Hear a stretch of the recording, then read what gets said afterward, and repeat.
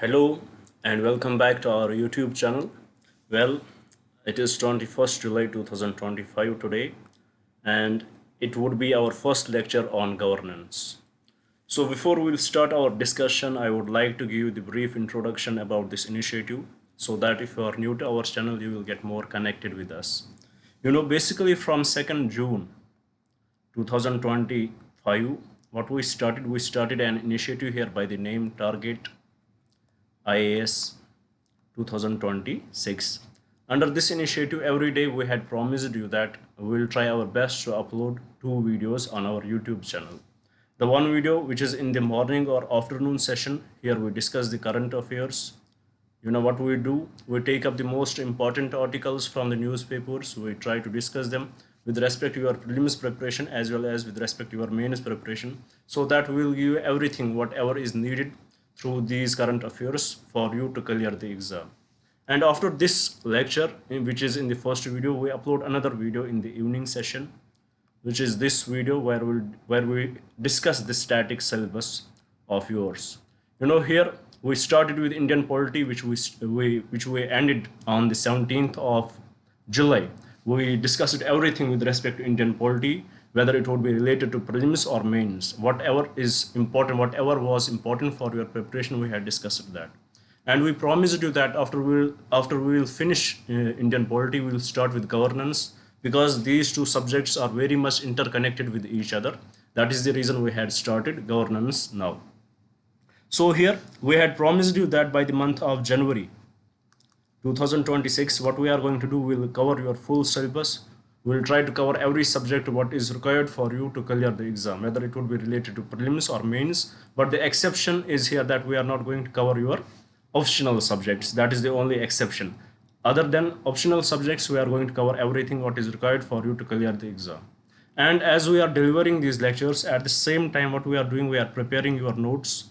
These notes would be very much different from your conventional books, because in the conventional books what you have, they only give you the topics which are important for you and nothing else. But here what we are doing in these notes, we will give you the topics, we will discuss those topics. After we discuss those topics, we will try to bring out or bring in the most important prelims questions which could be asked from those topics. Or if the topic is relevant with your mains preparation, we will try to bring up the mains oriented question there, so that it will give the idea how these topics are important for you, how these concepts are important for you, and your brain will accept them as the important topics. Usually what we do when we are reading the books, our brain may not accept everything, because we may assume that it won't be important for our exam. But if the questions are given there, we automatically accept that it can be asked and how it can be asked.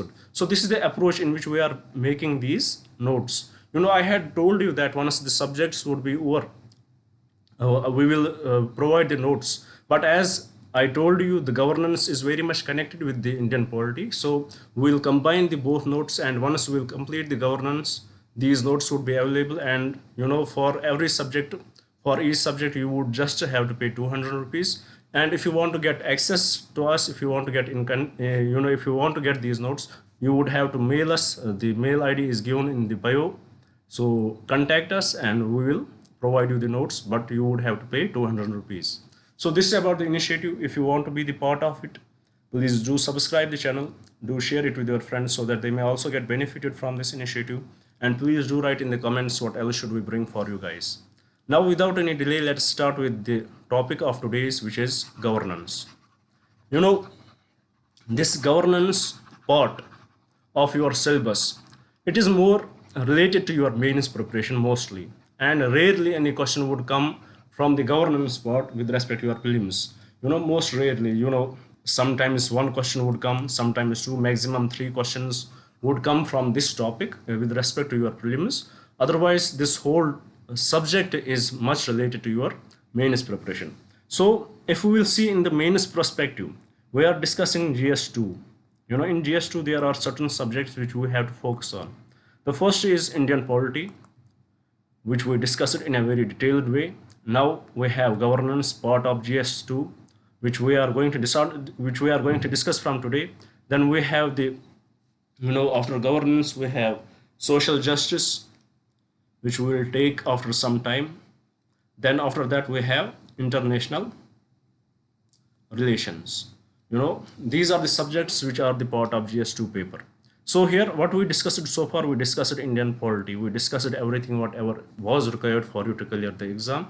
And now from today we are going to start with the governance. About social justice we will take it at the end, and international relations once we will discuss the Indian history, whether it would be related to ancient history, modern or medieval. After that we will discuss the world history. After world history we will start international relation.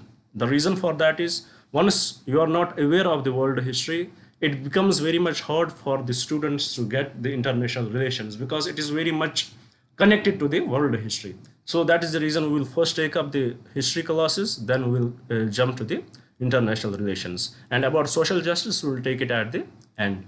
So these are the subjects, these are the important subjects which are the part of GS paper 2. So right now what we had discussed in Indian polity, and from today we are going to discuss the governance. And today's class, if we will see, today I'm talking about today's class. Today's class would be more introduction oriented, about the syllabus, what we need to cover little bit, what is the scope of the governance, what are the key provisions of it, what we need to cover, when we are going to discuss all those, what would be the constitutional bodies which we will have to cover, what would be the statutory bodies which we will have to cover, and all that stuff, right to information, everything would be covered. We will discuss this. Here what we will do, we'll put some light on the basic introduction of the governance. If you are watching this video and you want to have the proper understanding of the governance, today's lecture with respect to your examination, it may not be that important, because here we are not going to discuss the concepts or the syllabus part of of the governance, what is required in the UPSC. But today's lecture is very much different. If you understood it, if you understood the essence of today's lecture, it would be very much easy for you to understand the syllabus of the upcoming classes which we have to take here. So let's see.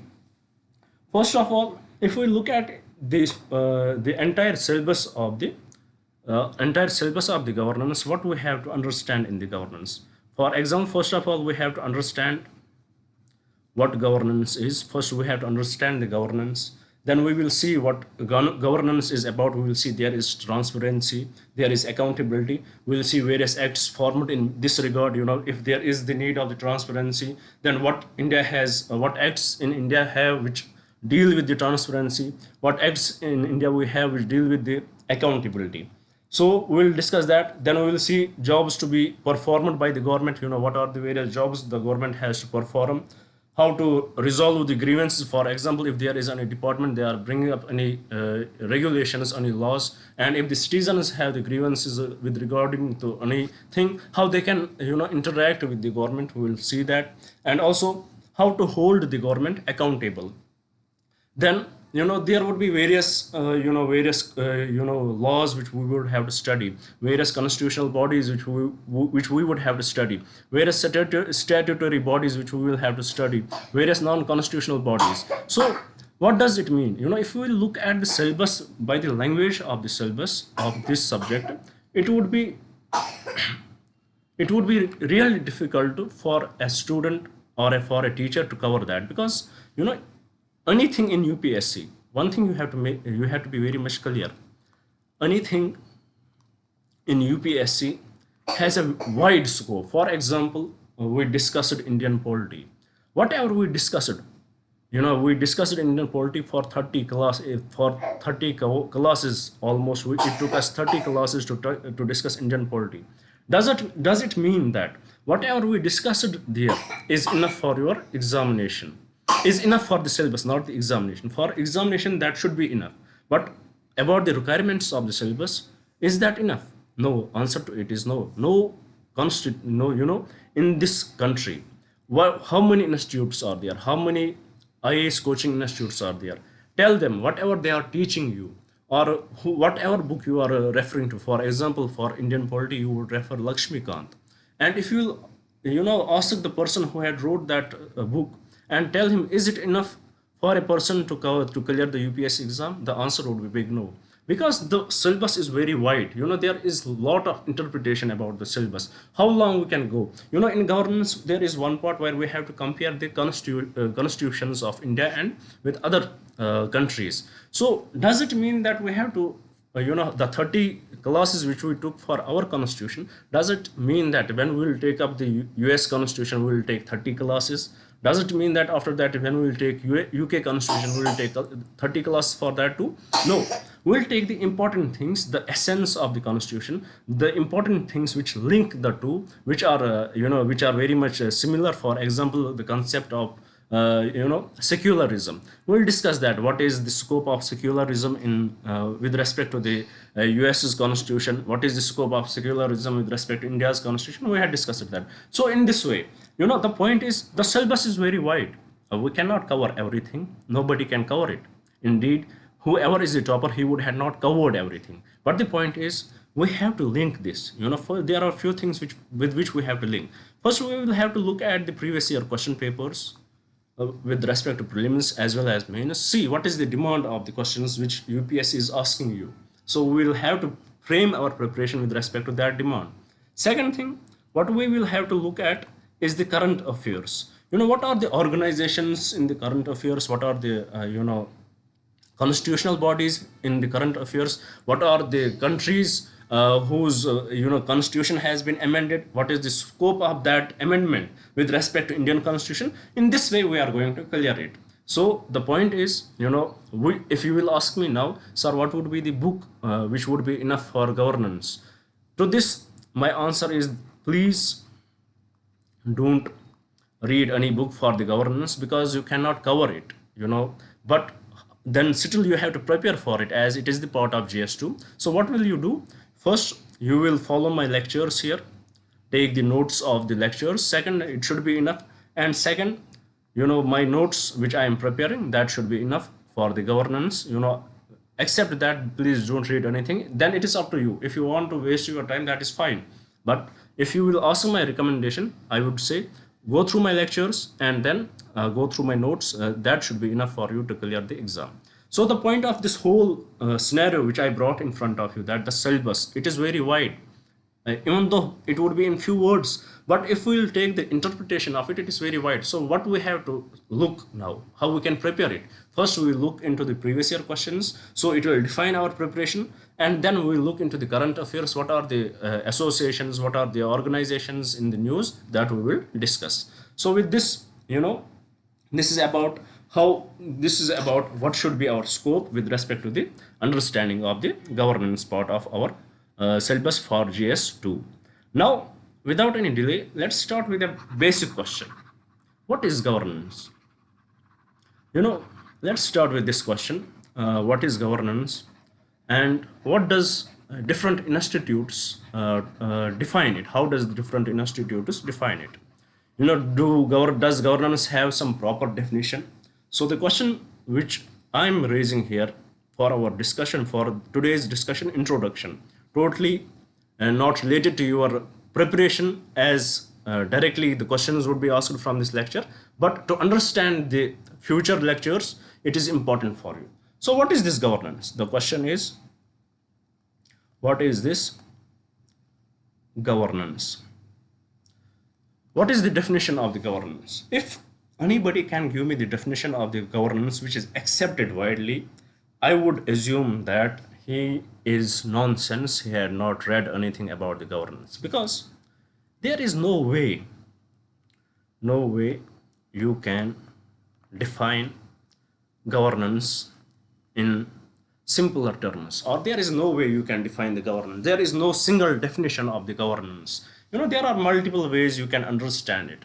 For some, what governance can mean. For some, governance means, if there are resources, for some what governance means. For example, in a country, there is a country, there are people are living there, there is structure, there is strata, there would be higher officials, there would be peasants, there would be for example, there would be lower class citizens. So for some, what would be the governance? Governance would be that there would be the central body, which would be the king or the government, and it will cater to the demands of whom? It would cater to the demands of the higher higher strata of the people. It will cater to the demands of the whom? It will cater to the demands of the Brahmins, the highly educated people. It may cater to the demands of the businessman.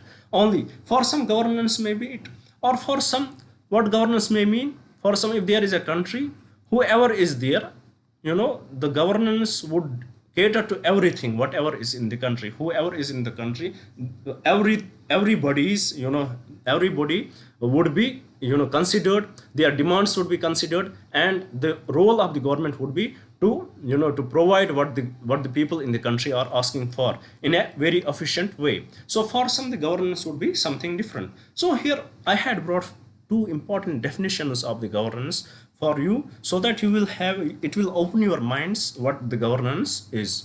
Let's have a look at it. First definition is of the World Bank. Let's see what does the World Bank say. Let's read this slide and understand it. It says the World Bank, particularly in its report in 1992, the report was about the governance and development, defines governance as the manner in which power is exercised in the management of a country's economic and social resources for development.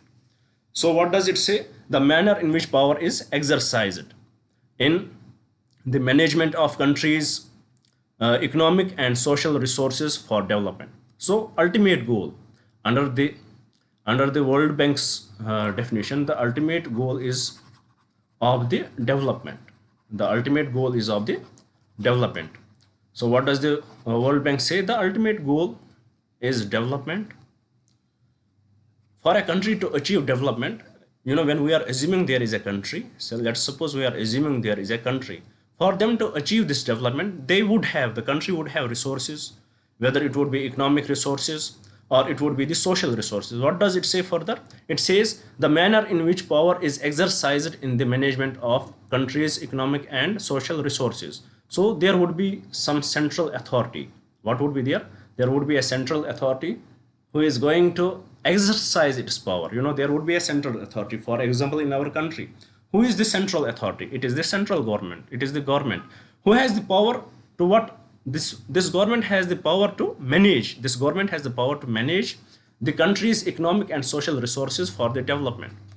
This country, what does this government do? It has this power to manage the social. For example, we have land. They will develop the infrastructure there, and the further goal, final goal would be the development, and there would be the social resources. For example, we have the human resources, we have the best talent, which they will use in developing this country. So according to the World Bank, it is the central authority which is going to exercise this power for the management of country. According to central World Bank, it is the manner in which power is exercised. How this power would be exercised, the manner how this power would be exercised. So there would be various questions in which we can exercise this power.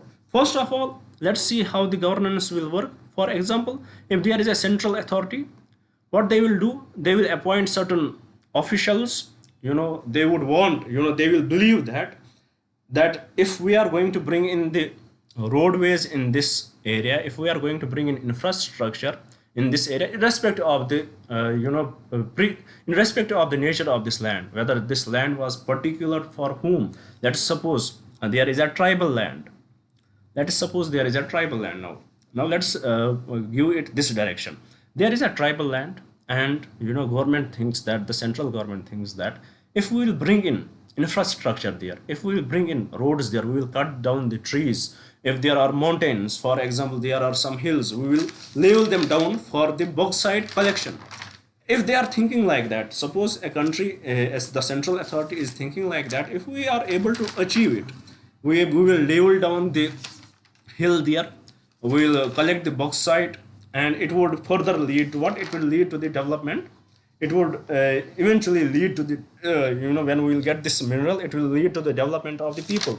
So how this central government can get this? Either the central government can issue the orders, and its officials, the bureaucrats, the people who are there for the central government, what they will do? They will execute the order. For example, like we had seen in Nayam, Giri. The central government could have done it like that, or the or the state government, they will execute the order, and the people, the bureaucrats, the companies who have taken the tender, they will do it. This is one way. This is one way where this is one manner in which the central government can, can exercise its power for the management, for the development of the people. But is it viable? The question is it viable? Would it be appreciated by the people who are living there? For example, with respect to Niyamgiri Hills, was it viable? So what did the government do? What did the Supreme Court said? So what did the Supreme Court said? For example, in 2013, when this case came to the Supreme Court said, why we are doing this? Let's go for the environmental referendum. Environmental referendum. What was this? There are 14 gram panchayats. Let's ask them what they want to do with respect to this hill, as it is, as there is a Dongria counts, for the Dongria counts, there are for the Dongria counts, this land is very special to them. They have the religious sentiments associated with the Niyamgiri Hills, but at the same time it has the economic importance. But here what did the Supreme Court said? Let's get connected with the 12 gram panchayats of this place and ask them how it should be done. And all these 12 gram panchayats, they said that please don't do anything to Niyamgiri Hills because it is important for them. So in this way, this concept was, it was not discussed further. This whole way by which they could have acquired this mineral bauxite is the Vedanta groups, where the company which was involved with this, it was ended in this way. So the point is why I brought this example. The first way it could have done that, the government would have given authority to the Vedanta groups to go and collect it. The second way is how the Supreme Court reacted. Let's get connected with the people. Let us see what their opinion is with respect to that. If they agree to it, then let's manage it together, and then let's develop it. Let's develop the country together. So this is the definition of what? This is the definition of the World Bank. What does it say? The manner in which power is exercised. It is the manner in which this power is exercised by the central government or the government in the management of a country's economic and social resources for development. How the government is going to manage it, how the government is going to exercise its power. Is it forced? Are they forcing something on the people? Then we can say governance would be there, but it won't be the good governance. As I told you, when we discussed, if you can remember the constitution classes, when we started with the constitution, we discussed that there one thing, that the constitution, every country almost has a constitution. Pakistan has a constitution, India has a constitution, and North Korea would also have a constitution. Every country has a constitution, but what defines the constitution is good or bad? It is about what are the features of that constitution, is that constitution followed in letter and spirit, and what is the impact of that constitution on the people. Similarly, governance is always there. The governance has nothing to do with the democracy. As there is a great thinker, he says that governance should be separated from the democracy. For example, his name is Francis Fukuyama.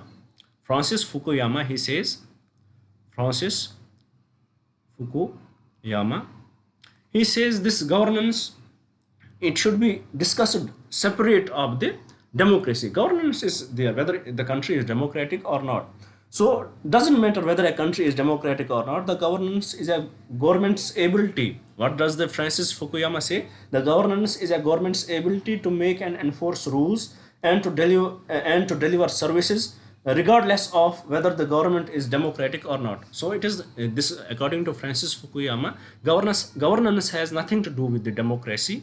Democracy is something different, governance is something different. But how we can understand the governance? We can understand it if the government has the ability to make and enforce rules and to deliver services and to regulate regardless of whether the government is democratic or not. So if the government is able to make the rules and deliver services, then we can say that the country has some sort of governance. Then there is question whether it is good governance or the bad governance. For example, Kofi Annan says good governance is perhaps the single most important factor in eradicating poverty and promoting development. So there is a wider scope of the governance. This is the definition of the World Bank. Now let's see if there is any other definition. Well, the United Nations Development Program, it has slightly broadened and more explicitly human-centric definition of governance compared to the World Bank's initial economic focus. So let's see. In its 1997 policy paper, Governance for Sustainable Human Development, UNDP defined governance as how. Let's see how it defined it. It defined it as the governance of economic, the exercise of economic, political, and administrative authority to manage a country's affairs at all levels. It comprises the mechanisms, processes, and institutions through which citizens and groups articulate their interests, exercise their legal rights, meet their obligations, and mediate their differences. So it has given a wider definition. If we look at the UNDP's report, it has given the wider definition of the governance. Actually, if we look at the World Bank's report, it has given a very, very compromised definition of the governance in a simpler terms, in the manner in which power is exercised in the management of countries' economic and social resources for development. But the UNDP's report, it is more wider. It says that the exercise of economic, political, and administrative authority, the exercise of economic, whoever is the economic, political, or administrative authority, it may be the private companies, it may be the political parties, it may be any authority to manage, if they have to manage countries affairs at all levels, there are different levels in the country. For example, not everything is fully governed by the center. There would be khab panchayats, we had discussed, which will give their own definition of rule of law. They will have different own laws. For example, tribals, they are protected by the not khab panchayats, tribal institutions, they are protected by the constitution. So there are different levels to the country. There are different levels. There would be economic level, there would be at political level, there would be division at administrative level, there would be difference at different levels. It comprises, then what is the governance? At all levels, it comprises the mechanism, the processes, and the institutions through which citizens and groups articulate their interests, exercise their legal rights, and meet their obligations and mediate their differences. For example, there are certain students, they want to get anything. How they can get this through the institutions? How they can reach to the government? We have the ministries for that. We have the student unions. Then similarly, what are the various mechanisms? How we can achieve? How we can get what we are legal rights for, what are the process through which we can get these legal rights? Do we have to file the complaint, and how we can file the complaint? What are the institutions where we can file the complaint, through which all these citizens or group articulate how we can get our interests, exercise these legal rights, meet their obligations, and mediate their differences. This is done in a very democratic way, in a very systematic way, which is called the democracy, which is called the governance. There would be the system.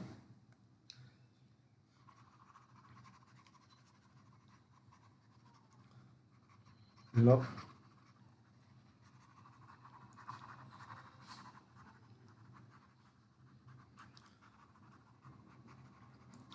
There would be a country. For example, there is a country. In the country there are different levels. For example, here we have the economy. Here we have companies which are taking their part. Here we have the schools. Here we have the workers. Here we have NGOs. Here other something else, social services. How they are going to get, eventually the aim of it is for the development, as we discussed in the World Bank's report. The end goal is the development of the people. End goal is the development of the country. When there are these classes, when there are these levels in a country, they all have their demands, they all have their grievances, they all have their they all might not be satisfied with the policies. So how they can file their grievances? What is the mechanism for that? What is the process for that? How they can demand things? So this whole structure in a how they are going to do it, which offices they are going to reach, what are the offices created for them, what are the laws created for them. For example, we need to know how the ministries work, what is the law created for the right to information, how the laws are made, what are the laws for that. I don't want to give my Aadhaar information, I have the right to privacy, but how I can how this can be preserved, how my right to privacy can be respected. So this whole system, when combined, how this is done, this whole system comes under the framework. When it is synchronized and these work together, then the system is called the governance. So in nutshell, when all these systems are synchronized and work together for the development of the country, then we call it as a governance. So these are two important definitions. One is of the World Bank and second one is of the UNDP. So let's see, now let's have a look at key aspects of the UNDP's definition. Broader scope, while it includes economic and administrative authority, it explicitly adds the political authority, emphasizing the political dimensions of the power. At levels, it stresses governance at all levels, for national to local mechanism, process, and institutions. It delves into the operational aspects of how governance occurs. Citizen engagement crucial. It highlights the role of citizens and groups in expressing their interests, exercising rights, fulfilling obligations, and resolving conflicts. This underscores the importance of participation and a rights-based approach. So this is the scope of the definition given by the UNDP. It is citizen centric. What are the demands citizens have and how they can achieve that? What are how they can get those demands fulfilled? So in this way, this is to be done. Now we discussed. After that, we also discussed the what we discussed. We also discussed the World Bank's report. Now let's see. Then a few thinkers. We discussed what Francis Fukuyama says about the governance. It should not be always connected with the democracy. It is something, there would be a central body, whether it is democratic or not. It would be, then there would be the issues of the governance. Maybe there is a cooperative. For example, we used to have a company by the name, I won't want to name it because I don't know what are, maybe there are various issues. That company, it was very much well in earning profit, but eventually it is about to collapse. It is going through various issues. But if we look at what led to the collapse of this company, what were the major reasons why this company failed? If we look at it,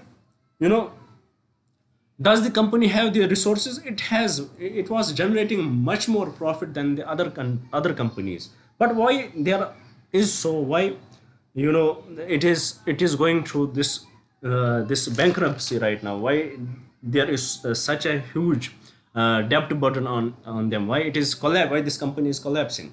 The major reason for that is the reason for the collapse of this company is due to the lack of governance. So the point is, this governance should not always be, whenever you hear of the governance, it should not always be confined to the government. It has a wider scope. For example, there is a company, they will have the governance. They will look in at the microscopic level. They will deal the business, and the purpose of that company would be for the development of the company. So in this way, how they are going to do it? For example, if I am working here, I am delivering my lectures here. How I can get motivated for that? First of all, if I am generating a huge amount of money, which yet I had not crossed 1,000 subscribers, generating money is not even a question. So what should have been it would have motivated me. My lectures would have looked very much different. Maybe I would show my face also here. Maybe I would bring in different technology. Maybe I would use AI if I will generate a lot of money here. So what is the motivation for me? First motivation is that I should also be involved. Money should be given to me. Second motivation, for an employee, if you are an employee of a company, first motivation for you is how much money they are giving. Then it will motivate you to work. But it is not enough.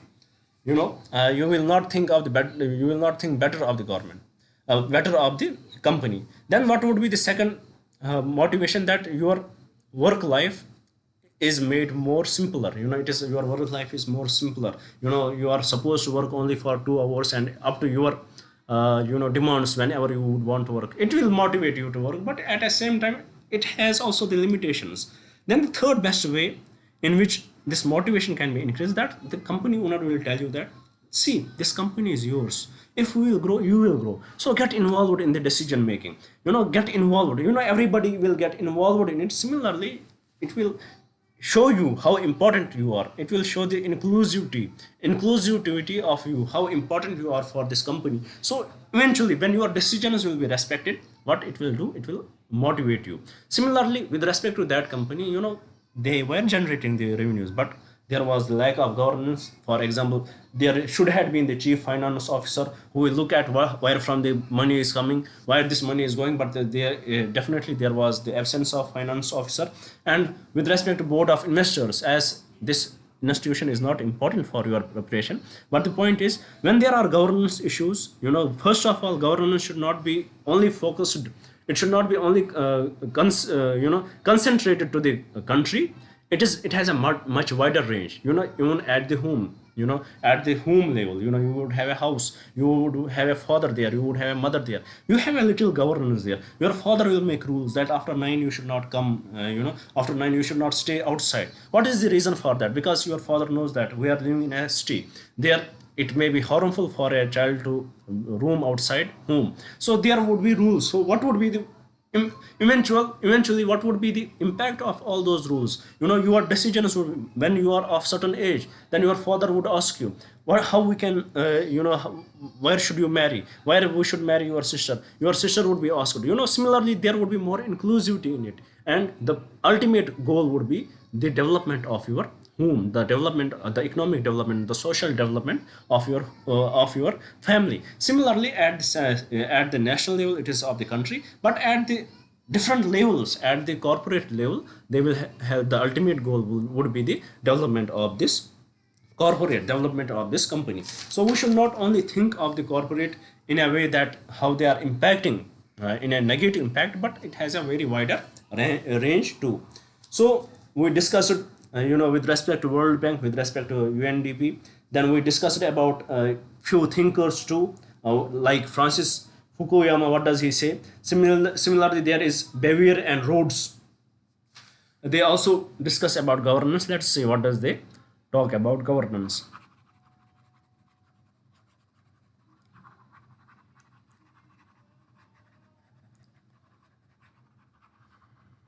Let's see what they talk about the governance. What is the name of the thinkers? It is Bevier and Rhodes. Bevier and Rhodes. Let's see what does they talk about it. They describe the democracy in a way that it is a process. For example, there is a central authority. There would be the business. There would be the social security, civil society. There would be the NGOs. It would be the it would be the private organizations. So Bevier and Rhodes, what does they say? They say that it is the process. The governance is the process in which institutions and networks, which highlights the institutions and networks through which they collectively exercise, through which they, collectively make decisions. They exercise the decisions, and and what they do when they have the, they have the authority. For example, let me, I'm a little bit confusing it, which I believe. So let me redefine it. What does the Bevier and Rhodes say? It says the process. It is the process in which institutions and networks through which collective decisions are made and authority is exercised. For example, there would be these there would be a center authority. There would be lower institutions. There would be the other networks. They will collectively they will come together, they will take the consensus of each other, and they will collectively what they will collectively give decisions and made they will collectively make these decisions, and they will exercise the authority over this organization, and they will exercise the authority over the organization. The same example which I gave with respect to the with respect to what, with respect to the company, what are the demands for the company, how it can grow, and how it is the inclusivity where all the branches of the company would be interacted and they will come to the consensus, and finally the decision would be given. So here, what does the governance mean? Governance means the collective decision in simpler terms. Then what does the Kofi Annan say? Kofi Annan says the good governance is perhaps the single most important factor in eradicating poverty and promoting development. Then he, Kofi Annan, who was General Secretary of UN, that time I was in class 5th, I remember. So what does he say? Good governance is perhaps the single most important factor in eradicating poverty and promoting development. Similarly, we have then After that, we, this governance, it is not confined to, as I told you, to the government. It also includes the cooperatives. There is a need. For example, there are various companies, there would be companies. In these companies there are money investors are there. So what will happen if this company collapses? So definitely there is a need for the oversight. There is definitely the need for the oversight, that some over higher authority should look into the, the ways they manage the business, and the ways, they invest in, the ways they take in the debt. And this, the concept of oversight, who gave it for the better governance? It was given by whom? It was given by the Cadbury report. By the Cadbury report, the for the, with respect to the, basically with respect to the corporate governance, the Cadbury report in 1992, it gave this idea that there should be the, oversight of some higher authority when it deals with the corporative governance. For example, in the corporative governance, we have the example of the, of whom? Robert Maxwell, who owned a lot of businesses. He died when he was cruising in the Canary Islands in 1990. So this Robert Maxwell, he was owning a lot of businesses. He has acquired a lot of companies, and he has raised huge debt for that. And how he paid for those debts? He paid for those debts through what? Through the pension funds of the other companies. So in this way, eventually when he died, and it led to the collapse of the Robert Maxwell, his companies, because he had not managed it very well. Similarly, the Bank of Credit and Commerce International collapsed because there was lack of management and lack of governance. So the major reason for that was they were taking the debt, they were taking the debt from the companies, in various, through other various means, and they were not generating the enough revenue. They did not have the enough assets to, for example, if ever they will be not able to pay the debts back, then they will sell their assets. They did not have the enough assets. So what it led to? It led to the collapse of these people who were in, collapse of these cooperatives, and it eventually led to the, to the financial pressure on the people. So this, when it was very much common in the companies, then eventually the Cadbury report came in 1992, and it said that for the corporate governance, we need institutions which can hold them accountable. There has to be oversight how they are spending this money and how they are generating this much of money. So this is some important, this is the important basics of the governance. The point so far what we discussed in it, this governance, it is not only focused on the country. It has the wider range. The governance can be related to cooperatives. It may be to the individuals, it may be to the households, and the proper way we can understand it, is to see, look at to understand the definition of the governance. What is the ultimate goal of the governance? It is the development of that country. If it is for the country, development of that cooperative, and how it can be done. Governance can be bad, it can be good. If the people are involved, if there is inclusivity in it, if there is equity in it, and if the decisions are respected, then we say that governance is good. If governance is imposed by a single authority, then we can say that this governance may be bad. It may turn to be bad governance. So with respect to this, we saw there are certain features. Now let's have a look. Let's see what are the important features of what are the important aspects of the governance. Let's have a look at that. Let's see what are the important aspects from these definitions. What are the important aspects of the governance? Now let's shift our approach towards the important aspects of the governance. Important aspects of governance. Let's have a look at it. The first important aspect of the governance is transparency. Transparency. What is transparency? For example,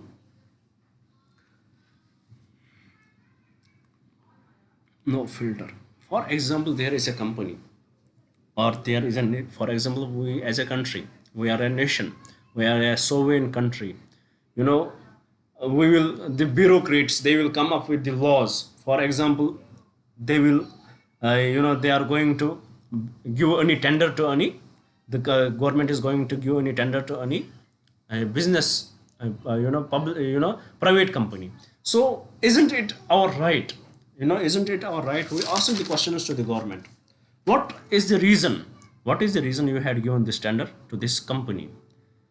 How much money we are going to generate it? How much money this company has paid to you? How they are going to, how they are going to make this business? How they are going to, generate the money through it? And how they are going to get benefited? And what is their track record? Isn't it our right? For the good governance, it is the bedrock of the good governance that there should be the transparency. If in any place there is transparency, then we say that that thing is going working very well. For example, I will give you the little example from your personal lives. Every one of you will have a relationship. Maybe you would have a wife, or you would have a girlfriend, or you would have a boyfriend, whatever your gender would be. So what is the most important thing this relationship will work? If there is transparency. Trust comes with the transparency. You may say that trust is the most important thing, but if how can you develop this trust? This trust only develops when there is transparency. For example, you will call your girlfriend, hello, where are you? If she will she will tell you that I'm at home, but there are horns going on, definitely it will lead to what? It will lead to different speculations. It will lead to the mistrust. So if you want this trust to develop, then there should be the absolute transparency. There should be everything should be there. Similarly, if the nation wants to get the trust of the people, and if the people want to get the trust of the government, what is the most important thing? That there should be the transparency. The government should tell everything. Why they are bringing any law? What is the reason for that? Why they are raising certain amount of money? Why these taxes they are raising the taxes for the popcorn? What is the reason for that? If these questions are asked, if these questions are answered, whether you would like it or not, but at least one thing would be there, that you would develop the trust for that particular country. Similarly, it is beyond this. It is beyond it is beyond everything. Transparency, wherever you need the trust, there should be the transparency. And when there is transparency, there it leads to the trust, and then it leads to the accountability. So the second feature of this of important aspect of the governance is accountability. What is it? Accountability. For example, there is trust. They are saying that we are going to give this tender to any company, and government is very much transparent with respect to that, how it is going to generate the revenue for them, how eventually it will lead to the development. But let's suppose that this company was involved in any corruption. Let's suppose that he was a man. This company, what they did, they went bankrupt, and they took every money they had got from the government, and they escaped from the country. Now what will happen? Who will take this accountability? So this accountability should be taken by someone. It should be the government. So first there would be transparency. If transparency is there, it will lead to the trust, and once trust develops, then it will lead to the accountability. You had told us that this would happen. You told us that after demonetization there would be zero black money. Now you should be accountable to that. So like such questions, whether this zero black money is there or not, that is something political, but accountability would be there. This accountability, this transparency, this will give rise to the accountability. And this further, when there is accountability, then it will give rise to the rule of law.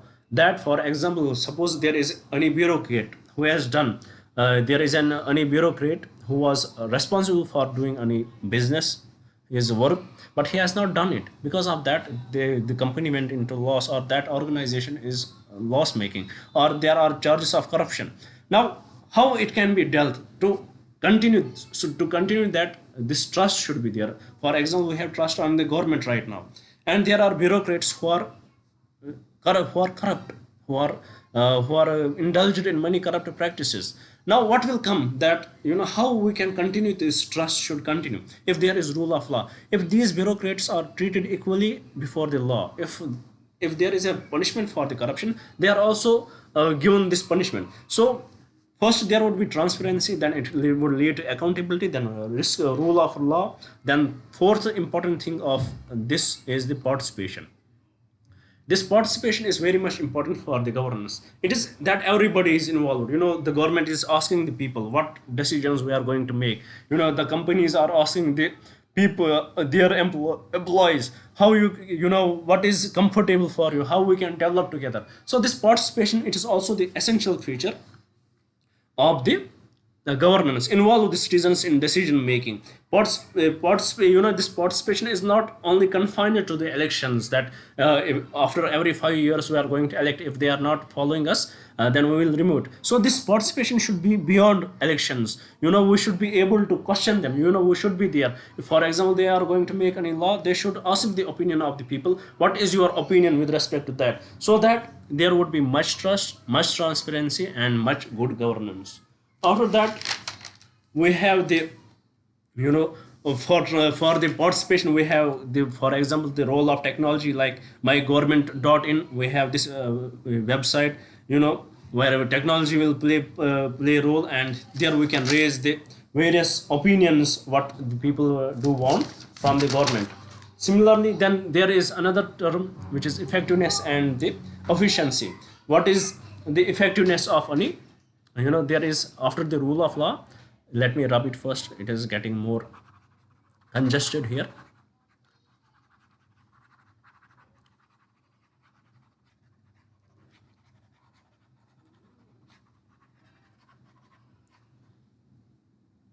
Then there would be, after rule of law, then there would be the effectiveness and efficiency.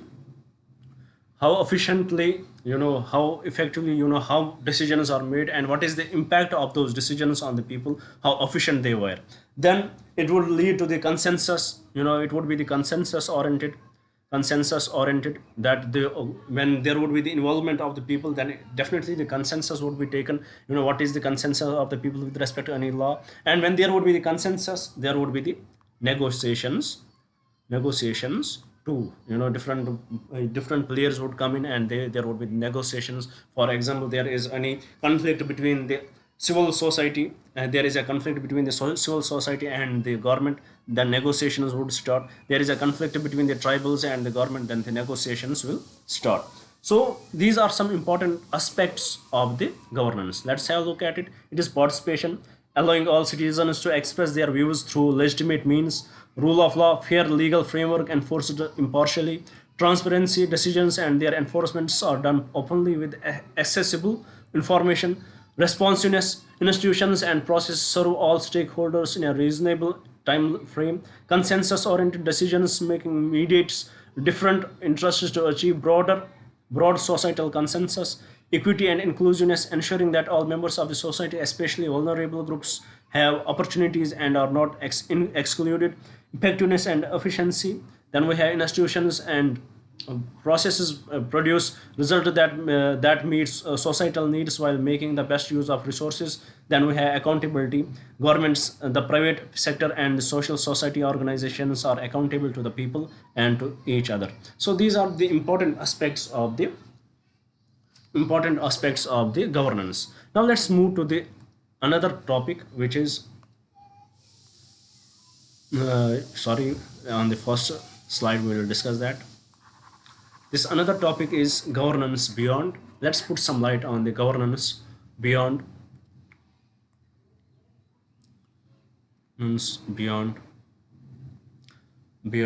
governments.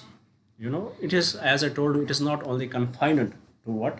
It is not only confined to the governments. It has a wider range. For example, cooperative governance and market influence. We have cooperative governance and market influence. How these cooperatives had evolved as a political entity. How they had evolved as a political entity. You would have heard about the Kunal Kamra. I don't, I may agree or not, that is something different. But what he said, I am saying that he said that why we are voting for BJP, why should we not directly vote for whom? For Adani. You would have heard about it. So what is this? These cooperative governance, they had emerged as the what? They had emerged as the political entities. For example, we discussed in the relation between center and the state. Then in the union territories, in the local governments, we discussed what We discussed about the township, how these cooperatives, they develop those townships, they manage them, they govern them in their own, they will bring in hospitals there, they will bring in schools there. So similarly, these cooperatives, how they have the ability to influence the governments. For example, they have the muscle power, they have the money power, they will influence the governments to make the laws in their favor. So definitely they will lobby for the government, they will lobby, they have the, media is under their control, they will lobby, the media will lobby for the government, and they will shape the public opinion, they will shape the public opinion. So in this way, the cooperative governance and how they are influencing the market, how they will force the government that they should make the policies in certain way, that taxes should be taken in certain way, so that they will influence the market in this way. So this is the prime example. We have to discuss them in a detail, but the aim of this topic is the basic introduction. Now let's see, as we started with the governance beyond the governments, then we have the civil society and social movements, how the civil society has helped in evolving the governance. For example, we did not had the Right to Information Act earlier, but it was whom? It was the Aruna Roy in Rajasthan. She was the ex IAS officer, and because of her, she fueled a movement in Rajasthan, and eventually now we have the Right to Information Act. So she challenged the power structure. Then we have the corporate social responsibility, how they how these corporates, they have and their social responsibility, corporate social responsibility. What is the social responsibility of these corporates? For example, plant the trees, and various other activities. During COVID, they would distribute the masks and all that stuff. So similarly, we have the individuals as government actions. How individuals act on government, how individuals act in play part in the governance. For example, individual, we have the social media. Through the social media, we can challenge the government, we can force the governments to bring in the laws. You would have heard about the Greta Thunberg. Because of her, she had forced the countries to bring in the environmental related laws. Similarly, during elections, you would have heard about the Dhruv Rathi, how he in a way challenged the government, and the opposition, the number of seats they had got. It is widely accepted in present time that it was through the social media, and especially because of this man, the results had differed. And similarly, we have the governance as a power dynamics, how different organizations would come together, and and the people would come together, and they will eventually govern well, how they will distribute their powers. Then we have the then we also see that how this through this governance, it has the it brings in, the government has the power to bring in the changing behaviors. For example, we had seen through the Swachh Bharat mission, Swachh Bharat mission, what is the major major aim of that? So that it will change the behavior of the people who are defecating outside their houses in the open fields.